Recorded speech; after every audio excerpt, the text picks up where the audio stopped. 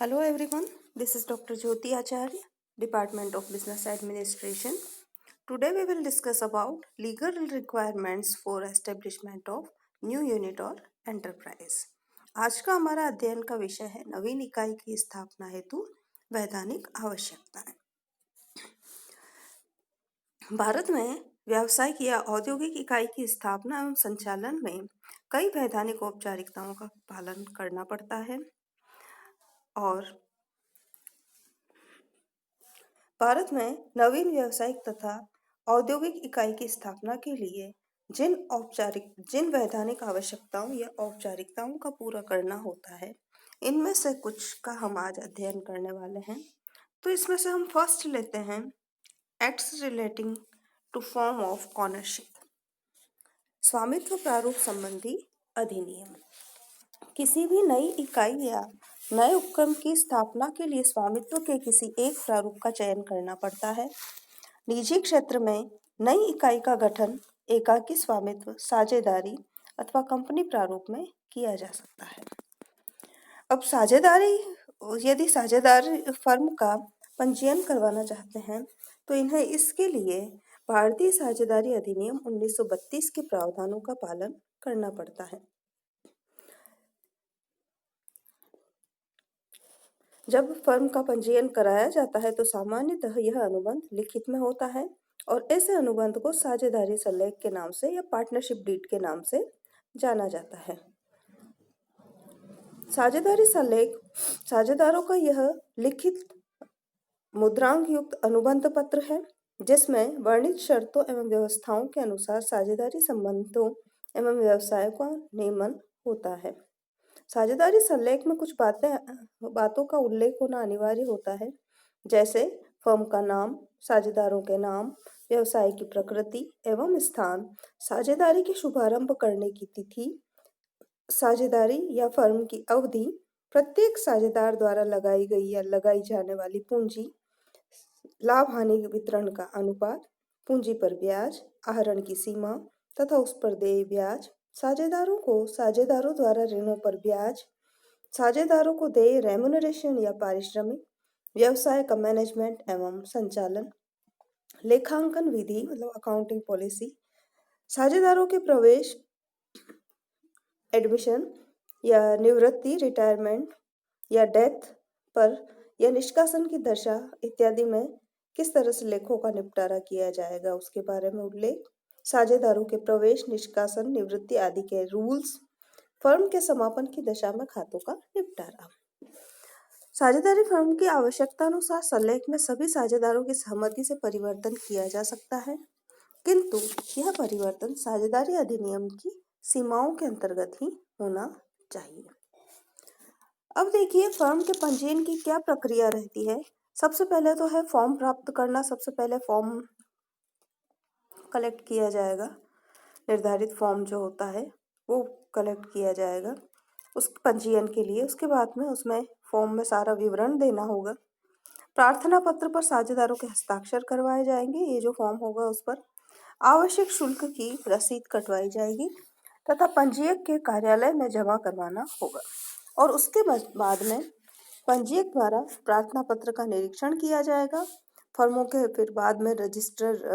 Register में entry कर दी जाएगी और बाद में सर्टिफिकेट इश्यू कर दिया जाएगा। जब फर्मों के रजिस्टर में फर्म का नाम लिख दिया जाता है तो इस आशय का एक प्रमाण पत्र पंजीयन की प्रार्थना करने वालों को दे दिया जाता है। इस प्रमाण पत्र पर फर्मों के रजिस्ट्रार के हस्ताक्षर होने आवश्यक है। इस पर अन्य कोई भी व्यक्ति या उसका सहायक रजिस्ट्रार भी हस्ताक्षर नहीं कर सकता है। अब देखिए ये तो हो गया साझेदारी प्रारूप। अब जब कंपनी प्रारूप में कोई कंपनी का रजिस्ट्रेशन करवाया जाता है, नया उपक्रम होता है वो कंपनी प्रारूप में अगर चयन किया जाता है तो कंपनी के भी पंजीयन या समावेलन की एक प्रक्रिया होती है। उस प्रक्रिया में पंजीयन कराने के लिए रजिस्ट्रार के पास में कुछ डॉक्यूमेंट्स प्रेजेंट करने पड़ते हैं। वो डॉक्यूमेंट कौन कौन से होते हैं? पार्षद सीमा नियम, पार्षद अंतर नियम, articles of association, memorandum of association, प्रबंधकीय कर्मचारियों की नियुक्ति के अनुबंध, जो भी कॉन्टैक्ट किए जाते हैं एम्प्लॉयज़ के अपॉइंटमेंट के समय, वो वैधानिक घोषणा, लीगल डिक्लेरेशन, संचालकों की सूची, लिस्ट ऑफ डायरेक्टर्स, संचालकों की लिखित सहमति, रिटन कंसेंट ऑफ डायरेक्टर्स एवं उनकी डिटेल, योग्यता अंश लेने की प्रतिज्ञा, कंपनी के रजिस्टर्ड कार्यालय की सूचना, information about registered office of company, नाम की उपलब्धता संबंधी रजिस्ट्रार के पत्र की प्रतिलिपि, अभिदाताओं की ओर से प्रपत्रों पर हस्ताक्षर करने का एक मुख्तारनामा या पावर ऑफ अटॉर्नी, अभिदाताओं की सब्सक्राइबर जो होते हैं उनकी ओर से संशोधन, जो करेक्शन किए जाते हैं करने संबंधी लिखित में घोषणा, निर्धारित शुल्क की रसीद, ये सारे डॉक्यूमेंट जमा कराने होते हैं। उसके बाद में रजिस्ट्रार क्या करते हैं, रजिस्ट्रार के पास ये सब भेजे जाते हैं और रजिस्ट्रार उनकी रसीद दे देता है। उसके बाद यह देखा जाता है कि क्या ये प्रलेख सही है आवश्यकता अनुसार, और अगर और कुछ आवश्यकता हो कुछ डॉक्यूमेंट की तो उनकी मांग कर सकता है। बाद में समामेलन का प्रमाण पत्र दे दिया जाता है जांच करने के बाद में, और समामेलन का प्रमाण पत्र प्राप्त करते ही कंपनी व्यवसाय प्रारंभ कर सकती है। उसके बाद में कई फॉर्मेलिटीज होती हैं। देखिए, कंपनी जो है बाद में प्रविवरण निर्गमित कर सकती है तथा प्रविवरण का निर्गमन या तो किया जाता है, अगर नहीं किया जाता है तो स्थानापन्न प्रविवरण प्रस्तुत कर दिया जाता है। ये हो गया कंपनी के प्रारूप संबंधी प्रावधान। तो एक तो हमने पढ़ा साझेदारी संबंधी प्रावधान और दूसरा हमने अध्ययन किया कंपनी प्रारूप संबंधी प्रावधान। अब देखिए नेक्स्ट पॉइंट जो आता है वो है shops and commercial establishment acts, दुकान तथा वाणिज्यिक संस्थान अधिनियम। हमारे देश की प्रत्येक राज्य सरकार ने एक दुकान तथा वाणिज्यिक संस्थान अधिनियम बना रखा है। सबसे पहले हम दुकान का मीनिंग समझ लेते हैं। दुकान का मीनिंग क्या है कि किसी भी ऐसे परिसर से है जहां पर किसी व्यापार या व्यवसाय का संचालन किया जाता है। दुकान से तात्पर्य किसी भी ऐसे परिसर से है जहां पर किसी व्यापार या व्यवसाय का संचालन किया जाता है अथवा ग्राहकों को सेवाएं उपलब्ध की जाती है। इसमें उसी परिसर में या अन्यत्र स्थित कार्यालय, संग्रहालय, गोदाम या माल गोदाम जो ऐसे व्यापार या व्यवसाय के संबंध में उपयोग किए जाते हैं भी सम्मिलित होते हैं। किंतु इसमें यह वाणिज्यिक संस्थान या दुकान सम्मिलित नहीं है जो किसी कारखाने के साथ संलग्न है तथा उस दुकान में नियुक्त व्यक्तियों को वे लाभ दिए जाते हैं जो कारखाना अधिनियम के अधीन श्रमिकों को उपलब्ध होते हैं। अब हम आते हैं वाणिज्यिक या व्यापारिक संस्थान क्या है। कॉमर्शियल एस्टेब्लिशमेंट, वाणिज्यिक संस्थान से आशय किसी भी वाणिज्यिक या व्यापारिक या बैंकिंग संस्थान से है। इसका आशय किसी संस्थान या प्रशासकीय सेवा से है जिसमें नियुक्त व्यक्ति मुख्य रूप से ऑफिस कार्यों में संलग्न है। इसका आशय किसी होटल, रेस्टोरेंट, भोजनालय, कैफे अथवा अन्य किसी जलपान गृह या विश्रांति गृह अथवा जनता के मनोरंजन के अन्य किसी स्थान से भी है। इसमें प्रत्येक ऐसा संस्थान सम्मिलित है जिसे राज्य सरकार गजट अधिसूचना जारी कर इस अधिनियम के उद्देश्यों के लिए उसे वाणिज्यिक संस्थान घोषित कर देती है। तो इस प्रकार दुकान तथा वाणिज्यिक संस्थान का हमने अध्ययन किया। अब देखिए इनके रजिस्ट्रेशन का क्या प्रोसीजर होता है, पंजीयन की जो प्रक्रिया होती है वो क्या होती है। सभी राज्यों में न्यूनाधिक रूप से तथा राजस्थान राज्य में कुछ प्रक्रिया का पालन किया जाता है। उसमें सबसे पहले निर्धारित प्रारूप में एक विवरण तैयार किया जाता है संस्थान के पंजीयन के लिए, और इस विवरण में कुछ बातों का उल्लेख किया जाता है।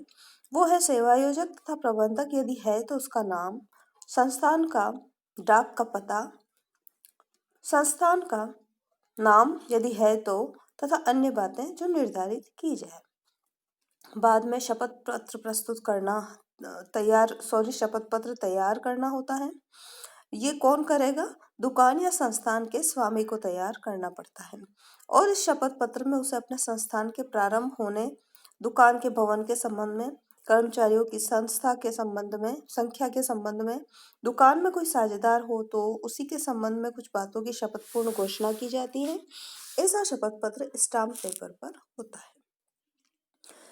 उसके बाद 30 दिनों में निरीक्षक को ये सारा विवरण प्रस्तुत कर दिया जाता है और कुछ फीस या शुल्क जमा कराया जाता है। निरीक्षक द्वारा इस पूरे स्टेटमेंट या डिटेल इसके विवरण की पूरी जांच की जाती है और अगर निरीक्षक संतुष्ट हो जाता है तो रजिस्ट्रेशन कर देता है और एक पंजीयन प्रमाण पत्र जारी कर देता है। प्रमाण पत्र को विशिष्ट रूप से प्रदर्शित किया जाता है तथा किसी भी पंजीयन प्रमाण पत्र की वैधता उस वर्ष की 31 दिसंबर तक होती है जिस वर्ष के लिए वह प्रमाण पत्र जारी किया जाता है। अब लेते हैं हम नेक्स्ट जो है फैक्ट्रीज एक्ट। यदि नवीन उपक्रम या इकाई द्वारा कोई कारखाना स्थापित किया जाने वाला है तो उसका पंजीयन कारखाना अधिनियम 1948 के अधीन करवाया जाता है। सबसे पहले हम कारखाना किसे कहते हैं इसके बारे में समझ लेते हैं। कारखाना एक ऐसा परिसर होता है या ऐसा एरिया होता है जहाँ पावर का उपयोग किया जाता है, पावर के रिसोर्सेज यानी शक्ति के साधनों का उपयोग किया जाता है। तो ऐसी दशा में 10 व्यक्ति या अधिक व्यक्ति तथा शक्ति के साधनों का उपयोग नहीं करने की दशा में 20 या अधिक व्यक्ति निर्माण प्रक्रिया को संचालित करते हैं तो उसे कारखाना कहते हैं। कारखाने के संबंध में कुछ प्रावधान होते हैं। वो प्रावधान क्या क्या होते हैं? कारखाना अधिनियम की धारा में कहा गया है कि प्रत्येक राज्य सरकार अपने राज्य में कारखानों के अनुमोदन, अनुज्ञापन तथा पंजीयन करवाने हेतु नियम बना सकती है। इन नियमों के अंतर्गत कारखाने के स्वामी या अधिष्ठाता को राज्य सरकार या कारखानों के मुख्य निरीक्षक को कुछ कार्यों से संबंधित अनुमतियां प्राप्त करने के लिए बाध्य कर सकती है, जैसे कारखानों की योजना प्रस्तुत करने के संबंध में, स्थान के संबंध में, निर्माण या विस्तार के संबंध में, कारखानों की योजनाएं बनाने एवं प्रस्तुत करने के संबंध में, विशिष्ट विवरणों की प्रकृति निर्धारित करने तथा उन्हें प्रमाणित करने वाले व्यक्तियों को निर्धारित करने के संबंध में, कारखानों के पंजीयन करवाने तथा अनुज्ञा पत्र प्राप्त करने का आदेश देने के संबंध में, किसी कारखाने के उपयुक्त प्रकार से पंजीयन करवाने तथा अनुज्ञा पत्र प्राप्त करने या उसका नवीनीकरण करवाने के लिए शुल्क निर्धारित करने के संबंध में, सूचना प्राप्त न होने तक अनुज्ञा पत्र जारी न करने या उसका नवीनीकरण नहीं करने के संबंध में, इस प्रकार की जो है संबंधित अनुमतियां प्राप्त करनी आवश्यक होती है। प्रत्येक कारखाने के अधिष्ठाता को इनमें से प्रत्येक के संबंध में बनाए गए नियमों का पालन करना पड़ता है। स्वतः अनुमति प्राप्त हुई कब मानी जाती है? यदि कोई व्यक्ति राज्य सरकार द्वारा निर्धारित नियमों के अनुसार अपने कारखाने के स्थान, किसी श्रेणी या विशेष प्रकार के कारखाने के निर्माण अथवा विस्तार की अनुमति के लिए राज्य सरकार या मुख्य कारखाना निरीक्षक को रजिस्टर्ड डाक से कोई प्रार्थना पत्र भेजता है तथा उनका 3 महीने के अंदर कोई उत्तर या आदेश प्राप्त नहीं होता है तो यह माना जाता है कि स्वतः अनुमति प्राप्त हो गई है। अब अधिष्ठाता जो होता है उसको अपने कारखाने के संबंध में कुछ सूचनाएं मुख्य कारखाना निरीक्षक को देनी पड़ती है। वो सूचनाएं कौन सी हैं? परिसर अधिग्रहण की सूचना, विद्यमान कारखानों के संबंध में सूचना, मौसमी कारखानों के संबंध में सूचना, नए प्रबंधक की सूचना। प्रबंधक की अनुपस्थिति में स्वयं अधिष्ठाता का दायित्व होता है। यदि किसी अवधि के लिए या किसी भी व्यक्ति को कारखाने का प्रबंधक मनोनीत नहीं किया जाता है तो जिस व्यक्ति को मनोनीत किया गया है वह कारखाने के प्रबंधक का कार्य नहीं करता है तो ऐसी दशा में जो भी व्यक्ति प्रबंध का कार्य करता हुआ पाया जाता है वही प्रबंधक माना जाता है। इसके बाद में हम लेते हैं इंडस्ट्रीज या development and regulation act. Industries विकास एवं नियमन अधिनियम। उदारीकरण के दौर में उद्योग विकास एवं नियमन अधिनियम के अधीन कुछ ही दशाओं में औद्योगिक लाइसेंस प्राप्त करना आवश्यक रह गया है। इस संबंध में इस अधिनियम के कुछ प्रावधान सरकारी लाइसेंसिंग नीति के प्रावधान के अनुसार होते हैं। तो इसमें कुछ प्रावधान इस प्रकार हैं। नए औद्योगिक उपक्रम की स्थापना के लिए यदि यह उपक्रम प्रथम तथा द्वितीय अनुसूची में उल्लिखित है, किसी भी उद्योग को प्रारंभ करता है, यदि वह उपक्रम लघु उद्योगों के लिए आरक्षित किसी उद्योग को प्रारंभ करता है, या यदि वह उपक्रम 10 लाख की आबादी वाले शहर की नगरीय सीमा की 25 किलोमीटर की परिधि में उद्योग प्रारंभ करता है, तो जो औद्योगिक अधिनियम की धारा 11 के अनुसार नए उपक्रमों की स्थापना के लिए लाइसेंस प्राप्त करना पड़ता है। तो ये सारे नए उपक्रम के संबंध में लाइसेंस प्राप्त करना होता है। नेक्स्ट है, और अभी जो वर्तमान में तो क्या जो फर्स्ट हो गया, नए उपक्रम की स्थापना के लिए लाइसेंस प्राप्त करना पड़ता है, और वो नए उपक्रम की स्थापना के लिए कौन कौन से उपक्रम आ जाते हैं किसके संबंध में, वो हमने तीनों पॉइंट अध्ययन किए। अब देखिए, विद्यमान उपक्रमों की क्षमता के पर्याप्त विस्तार के लिए अधिनियम की धारा 13D के अनुसार यदि किसी विद्यमान उपक्रम की लाइसेंस क्षमता का पर्याप्त क्षमता का एक्सपांशन किया जाता है, तो उस उपक्रम को भी ऐसे विस्तार के लिए लाइसेंस प्राप्त करना पड़ेगा। केंद्रीय सरकार पर्याप्त विस्तार शब्द की परिभाषा करने का अधिकार रखती है। वर्तमान समय में प्रचलित नियमों के अनुसार यदि कोई उपक्रम अपनी लाइसेंस क्षमता का पंजीकृत क्षमता का 25% से अधिक विस्तार करता है, तो उसे पर्याप्त विस्तार माना जाता है। व्यवसाय को चालू करने के लिए अधिनियम के प्रावधान, यदि किसी औद्योगिक उपक्रम पर अब तक इस अधिनियम के प्रावधान लागू नहीं होते थे, किंतु अब किसी कारण से इस अधिनियम के प्रावधान लागू होने लग गए हैं, तो ऐसे उपक्रम को भी व्यवसाय चालू रखने के लिए लाइसेंस प्राप्त करना पड़ेगा। लाइसेंस हेतु आवेदन किंतु अब वर्तमान नियमों के अंतर्गत यह व्यवस्था कर दी गई है कि यदि कोई उपक्रम पहले से किसी भी पंजीकरण योजना के अंतर्गत पंजीकृत है, तो उसे व्यवसाय चालू रखने के लिए लाइसेंस हेतु आवेदन नहीं करना पड़ेगा। अब बात आती है नई वस्तुओं के उत्पादन या निर्माण करने के लिए। यदि कोई विद्यमान औद्योगिक उपक्रम किसी नई वस्तु का उत्पादन या निर्माण करना चाहता है, तो अधिनियम की प्रथम या द्वितीय अनुसूची के उद्योगों से संबंधित है, तो उस उपक्रम को ऐसी नई वस्तु के उत्पादन या निर्माण के लिए भी लाइसेंस प्राप्त करना पड़ेगा, अथवा अपने लाइसेंस की में निर्धारित तरीके से संशोधन करवाना पड़ेगा। यदि लाइसेंस में पहले से ही उस नई उत्पादित की जाने वाली वस्तु का उल्लेख हो, तो उसे लाइसेंस में किसी प्रकार के संशोधन की आवश्यकता नहीं होगी। अब नेक्स्ट लेते हैं हम वाटर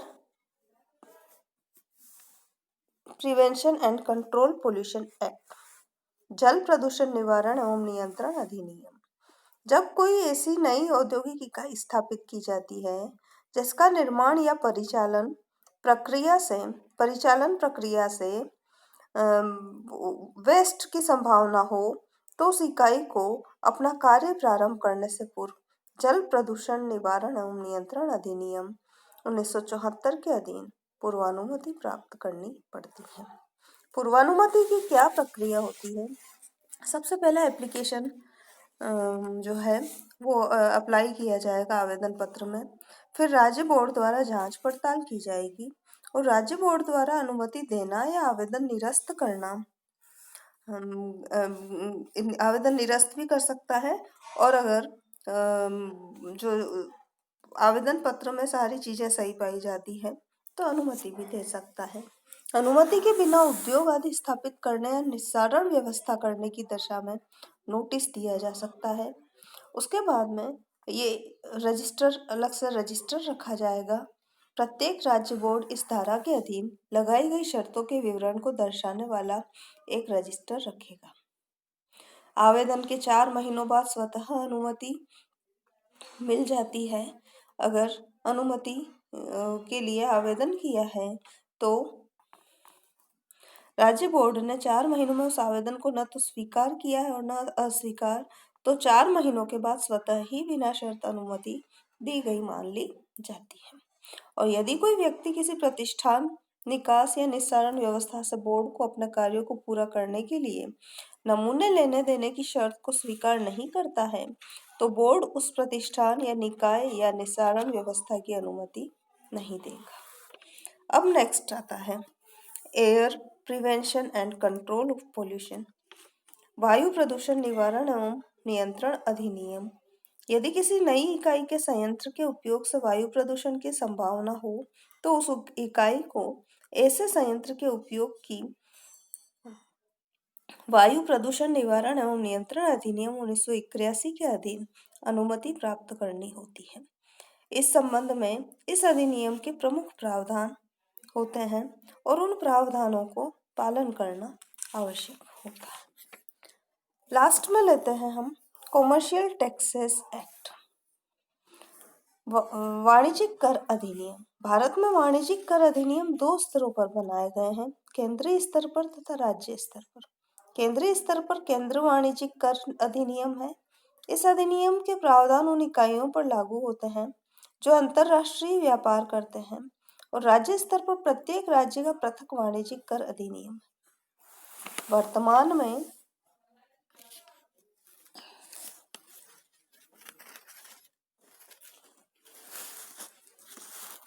जीएसटी भी लागू कर दिया गया है। वर्तमान व्यवस्था के अंतर्गत जीएसटी का प्रावधान कर दिया गया है, जिसको हम आगे डिटेल में पढ़ेंगे। आज का हमारा टॉपिक यहीं समाप्त होता है। धन्यवाद।